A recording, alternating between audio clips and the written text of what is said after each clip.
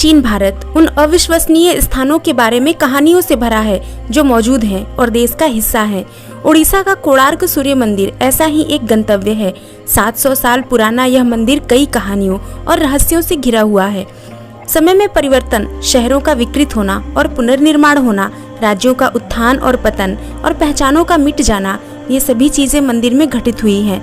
कोणार्क सूर्य मंदिर के रहस्य आकर्षक मिथकों और लोक कथाओं से घिरे हुए हैं, जो सुलझे हुए और अनसुलझे दोनों हैं। मंदिर के बंद प्रवेश द्वार के पीछे के रहस्यों से लेकर 1 सदी से भी अधिक समय पहले नर्तकियों की भूतिया आत्माओं तक, यह मंदिर कई आकर्षक रहस्यों का घर है। अकबर के प्रसिद्ध दरबारी इतिहासकार अबुल फजल के अनुसार सूर्य मंदिर का निर्माण राजा नरसिम्हा प्रथम के शासनकाल के दौरान बंगाल की खाड़ी के करीब 12 एकड़ के विशाल क्षेत्र में पूरा राजस्व खर्च करके किया गया था। हालांकि यह मंदिर अब यूनेस्को विश्व धरोहर स्थल है और इसकी अधिकांश संरचना खराब हो गई है, फिर भी यह भारत के सबसे लोकप्रिय मंदिरों में से एक है। इस संरचना का निर्माण काले ग्रेनाइट से किया गया था और इसे पूरा होने में 12 साल लगे। यह मंदिर अपनी कलात्मक भव्यता और इंजीनियरिंग कौशल के लिए प्रसिद्ध है। विशेषज्ञों के अनुसार इसे सूर्य की रोशनी की पहली किरणें मुख्य द्वार पर पड़ने देने के लिए डिजाइन किया गया था। आज भी पहियों पर पड़ने वाली सूर्य की किरणें, जो धूप घड़ी का काम करती हैं, इसका उपयोग समय बताने के लिए किया जा सकता है। भारत में सैकड़ों प्राचीन भव्य मंदिर हैं, जिनकी संरचनाएं बेजोड़ और खूबसूरत हैं, जो आज के आधुनिक इंजीनियरिंग और विज्ञान को भी आश्चर्यचकित कर देती हैं। कोणार्क सूर्य मंदिर का रहस्य, जो बेहद दिलचस्प है। मंदिर का दरवाजा 118 वर्षों से अधिक समय से बंद है। यहाँ कुछ दृष्टिकोण दिए गए हैं जो कोणार्क सूर्य मंदिर के रहस्यों पर प्रकाश डालने में मदद करेंगे। सूर्य मंदिर की पूजा नहीं की जाती क्योंकि राजा नरसिम्हा देव ने मंदिर के निर्माण के लिए एक समय सीमा निर्धारित की थी। 600 श्रमिकों और मुख्य वास्तुकार बिशु महाराणा का जीवन खतरे में पड़ गया तो अचानक धर्मपद नाम का एक छोटा लड़का प्रकट होता है, जो बिशु महाराणा का पुत्र होने का दावा करता है और 1200 श्रमिकों की जान बचाने की जिम्मेदारी लेता है। राजा का अहंकार बदलने के लिए उन्होंने 1200 कर्मचारियों की जान बचाने के लिए मंदिर के ऊपर से चंद्रभागा नदी में छलांग लगा दी। लोगों का मानना है कि 12 साल का बच्चा स्वयं सूर्य देवता था और उसके बाद से कोणार्क मंदिर में पूजा अनुष्ठान नहीं किए गए हैं। इस मंदिर का सबसे आकर्षक पहलू यह था कि इसके निर्माण में चुंबकों के उपयोग के कारण सूर्य की मूर्ति हवा में लटकी हुई थी। जैसे ही आप मुख्य मंदिर में प्रवेश करते हैं, आपको मध्य हवा में लटकी हुई एक ऊंची मूर्ति दिखाई देगी। यह वर्षों तक रहस्य बना रहा कि ऐसा कैसे हुआ। लोग इस बात से अनभिज्ञ थे कि यह चारों तरफ से चुंबकीय क्षेत्र था, जिसके कारण ऐसा हुआ। हालांकि इसके परिणाम स्वरूप मूर्ति को हटाना भी पड़ा। हालांकि यह ऐतिहासिक रूप से सिद्ध नहीं हुआ है। कई विशेषज्ञों का मानना है कि 52 टन वजन का एक पत्थर, जिसे लेडस्टोन के नाम से जाना जाता है, इस मंदिर के अंदर स्थापित किया गया था और एक प्राकृतिक चुंबक के रूप में काम करता था। इस लेडस्टोन विशाल चुंबक के कारण कोणार्क सूर्य मंदिर के अंदर स्थापित भगवान सूर्य की मूर्ति हमेशा हवा में लटकी रहती थी, जो अपने आप में किसी चमत्कार से कम नहीं था। अलग अलग लोग अब अलग अलग कहानियां बताते हैं इस चुंबक का क्या हुआ और यह अब कहाँ है। सबसे लोकप्रिय सिद्धांत यह है कि यह मंदिर मूल रूप से समुद्र तट पर स्थित था, लेकिन जैसे जैसे समय बीतता गया, समुद्र का जल स्तर कम होता गया और इस मंदिर को तट से कई किलोमीटर दूर स्थानांतरित कर दिया गया। एक किंवदंती के अनुसार लैडस्टोन का चुंबकीय खिंचाव इतना मजबूत था कि इससे क्षेत्र से गुजरने वाले जहाजों के कंपास में गड़बड़ी पैदा हो जाती थी। इससे नाविकों के लिए नेविगेशन और अधिक कठिन हो जाता था। ऐसा माना जाता है कि पुर्तगाली नाविक अपने जहाजों को बचाने के लिए इस चुंबक और मंदिर से भगवान सूर्यदेव की मूर्ति को अपने साथ ले गए, जिसके कारण कोणार्क सूर्य मंदिर का चुंबक बाहर निकल गया। यह भी कहा जाता है कि बंगाल के एक अफगान मुस्लिम शासक सुलेमान खान कर्रानी ने उड़ीसा को जीतने का प्रयास किया था, लेकिन त्रिबेनी की लड़ाई के बाद उसे युद्ध विराम पर सहमत होने के लिए मजबूर होना पड़ा। उन्होंने महसूस किया कि जब तक वह राजीव लोचन रे या कलाचंद राय बहादुरी को नहीं हरा सकता, उड़ीसा को जीतने की उसकी महत्वाकांक्षा कभी पूरी नहीं होगी। राजीव, जिन्हें कलाचंद नाम से भी जाना जाता है, कलिंग उत्कल साम्राज्य के अंतिम सम्राट गजपति मुकुंद देव के बंगाली हिंदू जनरल थे। त्रिबेनी की लड़ाई के बाद सुलेमान ने एक रणनीति तैयार की और शांति संधि पर बातचीत करने के लिए राजीव लोचन को अपने महल में आमंत्रित किया। राजीव लोचन महल में सुलेमान की खूबसूरत बेटी से मिले और उनसे प्यार करने लगे। वास्तव में सुलेमान ने बहादुर आदमी को पकड़ने की अपनी योजना के तहत बैठक आयोजित की। जैसे ही उन्हें एहसास हुआ कि राजीव उनकी बेटी की सुंदरता की ओर आकर्षित है, उन्होंने प्रस्ताव रखा कि वह इस्लाम अपना ले और अपनी बेटी से शादी करे। हालांकि राजीव ने प्रस्ताव दिया कि लड़की हिंदू धर्म अपना ले ताकि वह उससे शादी कर सके। सुलेमान सहमत हो गए, लेकिन हिंदू पंडितों ने इस विचार का कड़ा विरोध किया और दावा किया कि हिंदू धर्म में परिवर्तन अवैध है। उनके फैसले से राजीव क्रोधित हो गए और अंततः उन्होंने इस्लाम धर्म अपना लिया, एक मुस्लिम लड़की से शादी की और काला पहाड़ की आड़ में उड़ीसा पर उग्र हमला किया। उड़ीसा के इतिहास के अनुसार उन्होंने 1568 में उड़ीसा पर आक्रमण किया, हजारों हिंदुओं को जबरन मुसलमान बनाया और कोणार्क के भव्य मंदिर सहित कई हिंदू मंदिरों को नष्ट कर दिया। कुछ विशेषज्ञों के अनुसार मंदिर को तेज भूकंप, गड़गड़ाहट या बिजली गिरने से नुकसान हुआ है। हालांकि इस क्षेत्र में इतना बड़ा भूकंप आने का कोई सबूत नहीं है।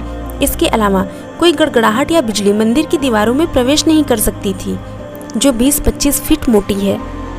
ऊपर बताई गई किसी भी परिकल्पना का समर्थन करने के लिए कोई वास्तविक ऐतिहासिक रिकॉर्ड नहीं है और मंदिर की मुख्य संरचना के विनाश का असली कारण अज्ञात है। इसे कभी भी अपनी मूल स्थिति में बहाल नहीं किया जा सकता, भले ही इसका कारण कोई भी हो।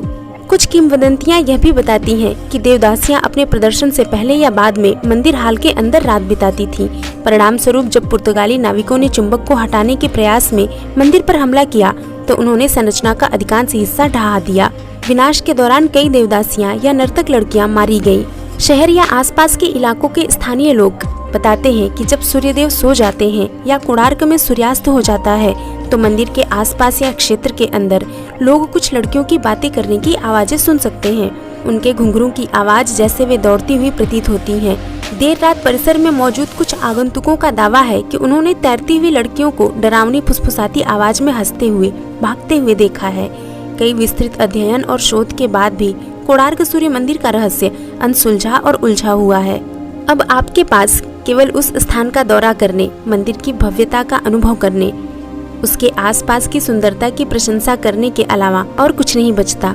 कोणार्क मंदिर फिर से सुर्खियों में है क्योंकि बताया जा रहा है कि मंदिर के अंदर भरी गई मिट्टी को फिर से बाहर निकाला जाएगा और मंदिर को साफ कर दिया जाएगा। अब कोणार्क सूर्य मंदिर के जगमोहन या मुख्यशाला परिसर में दबी मिट्टी को सुरक्षित रूप से निकाले जाने की प्रक्रिया शुरू की जा रही है।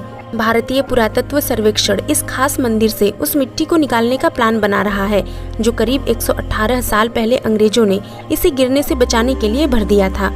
अगर मिट्टी को निकाल लिया जाता है तो 100 से भी ज्यादा साल बाद इस मंदिर के जगमोहन परिसर को खोल दिया जाएगा। पुरातत्व सर्वेक्षण संस्था की तरफ से प्रक्रिया शुरू भी हो गई है। अभी ये मंदिर पुरातत्व विभाग के अधीन है। इसके लिए कई कमेटियां बनाई गई हैं और जल्द ही जगमोहन परिसर की भीतरी फंसी मिट्टी को बाहर निकालने का काम शुरू किया जाएगा। ऐसे में जानते हैं कि इस मिट्टी को किस कारण से दबाया गया था और यह मिट्टी कहाँ दबाई गई है। इंडियन एक्सप्रेस की रिपोर्ट के अनुसार भारतीय पुरातत्व सर्वेक्षण ओडिशा के सूर्य मंदिर के अंदरूनी हिस्सों से रेत को सुरक्षित रूप से हटाने के लिए रोड मैप तैयार कर रहा है। इस हिस्से को जगमोहन कहा जाता है, जो इस मंदिर का मध्य भाग है।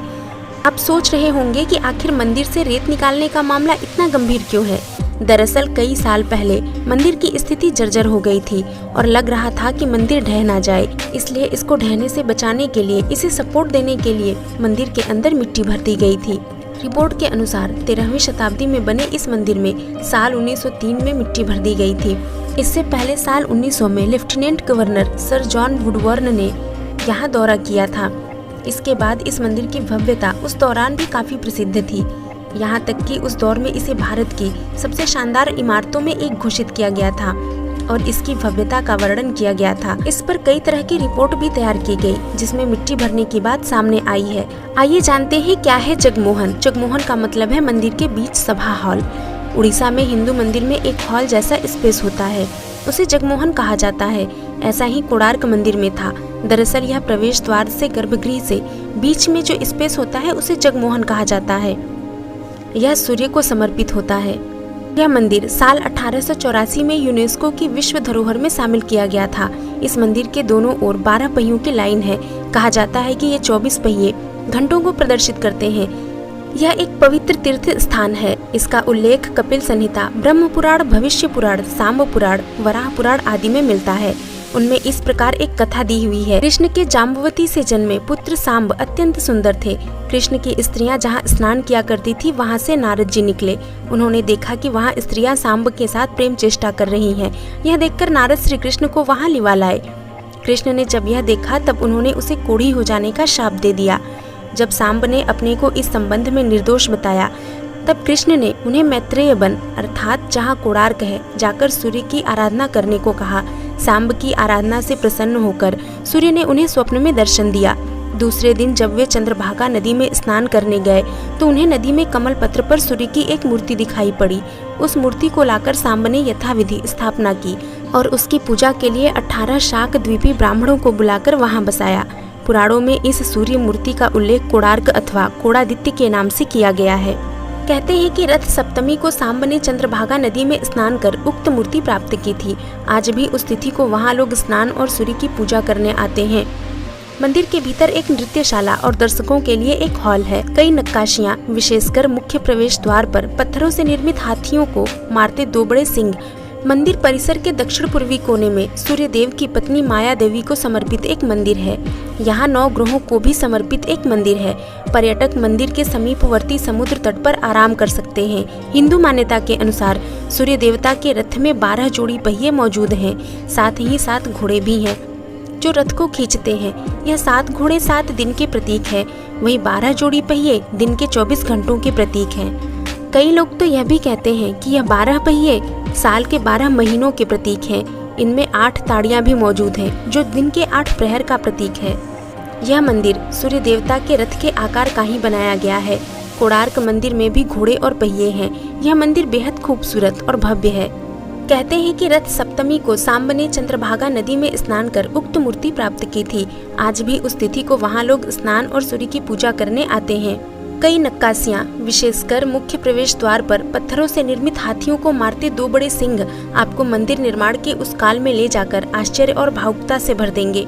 निर्माण कार्य में बहुत विचार विमर्श किया गया है। प्रत्येक मूर्ति बनाने में हाथ के कौशल और दिमाग की चतुराई का इस्तेमाल किया गया है।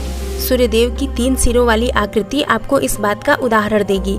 सूर्य देव के तीनों सिर विभिन्न दिशाओं में हैं, जो सूर्योदय, उनके चमकने और सूर्यास्त का आभास देते हैं।